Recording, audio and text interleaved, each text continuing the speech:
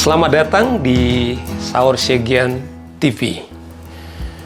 Saudara-saudara pemilik Daulat Rakyat, saya sapa kawan-kawan sebagai pemilik Daulat Rakyat. Sesungguhnya bukan keinginan saya, tetapi adalah perintah dari konstitusi. Di pasal 1 ayat 2 disebutkan bahwa kedaulatan adalah di tangan rakyat. Artinya seluruh produk apapun, produk undang-undang yang dibuat oleh pemerintah bersama dengan DPR sesungguhnya diperuntukkan bukan kepada diri mereka sendiri, tetapi diperuntukkan untuk rakyat itu sendiri.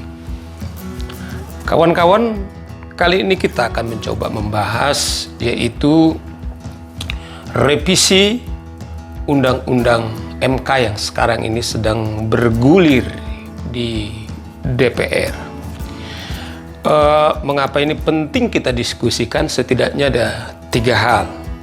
Pertama, MK adalah salah satu dari 3 lembaga simbol reformasi. Yaitu yang kedua adalah KPK dan yang ketiga adalah Mahkamah Yudisial. Yang kedua, mengapa ini penting adalah karena DPR sangat tertutup soal pembahasan ini.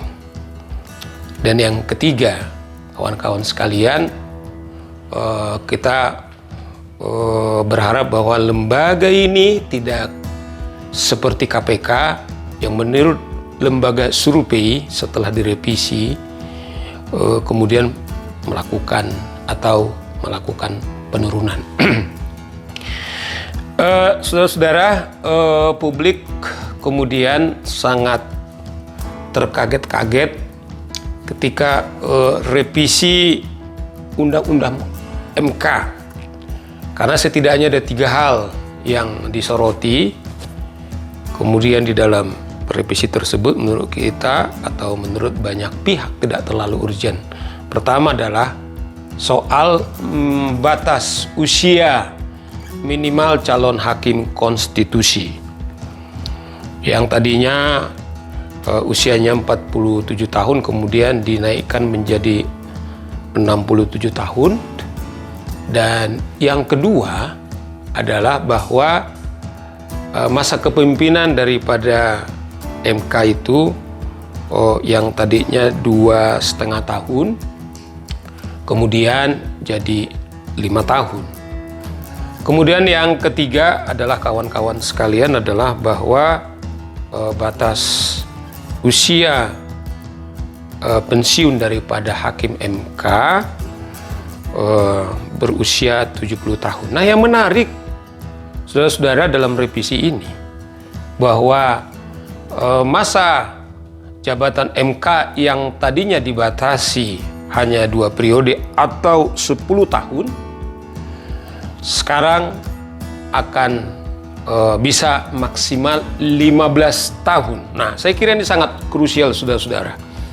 Kalau kita ingat bagaimana lahirnya yaitu atau mengapa reformasi kemudian terjadi.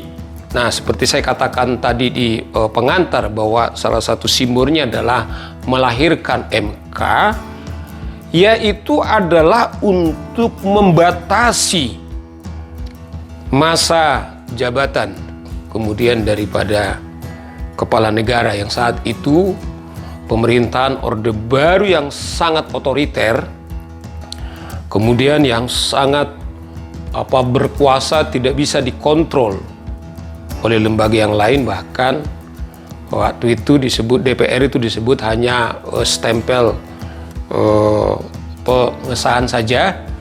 Namun reformasi tahun 98 bahwa tidak boleh lagi jabatan yang absolut.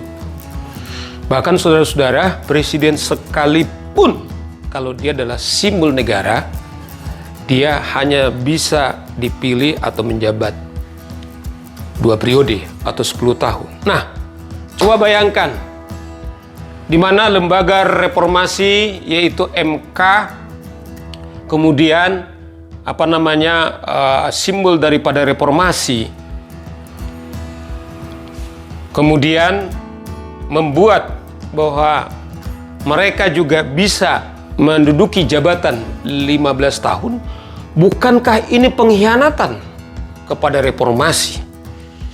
Misalnya, bagaimana kemudian kalau ada pihak-pihak yang lain misalnya meminta kalau MK kemudian bisa jabatannya atau hakim MK bisa jabatannya kemudian 15 tahun. Sangat masuk akal. Kenapa misalnya presiden kemudian tidak bisa 3 tahun? Artinya apa, saudara-saudara sekalian? MK bukan lagi simbol agar jangan terjadi daripada kekuasaan yang absolut atau berpotensi otoriter. Bahkan dia sendiri menjadi simbol bahwa kekuasaan itu kemudian bisa diemban lebih daripada 2 periode. Nah, yang menarik saudara-saudara, yang sekarang berkembang, mengapa revisi ini kemudian dilakukan? Konon ada barter di antara pemerintah kemudian dengan DPR. Karena apa? Setidaknya ada 3 undang-undang yang sekarang ini berpotensi kemudian dibawa ke MK, yang sekarang sedang diuji adalah yaitu Undang-Undang KPK atau Undang-Undang Komisi Pemberantasan Korupsi.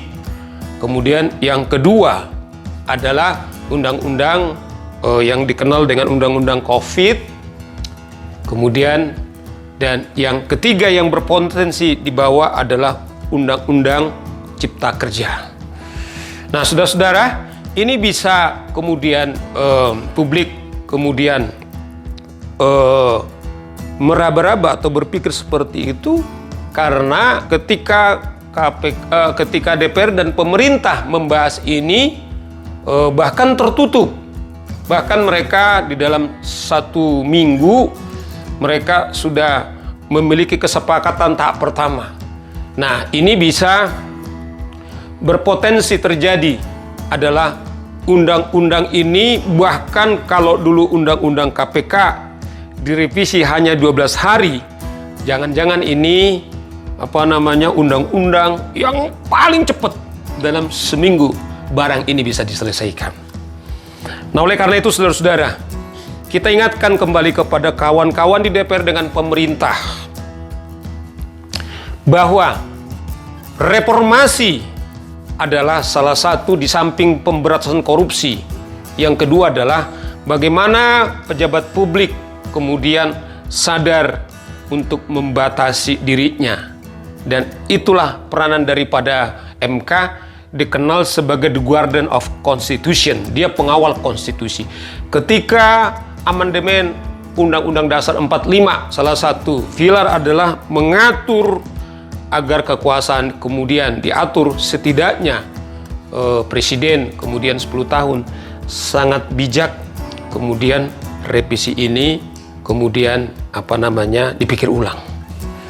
Dengan demikian kepercayaan kepada pemerintah dengan DPR kemudian tidak kemudian semakin terpuruk seperti peristiwa revisi Undang-Undang KPK. Sekian dan terima kasih.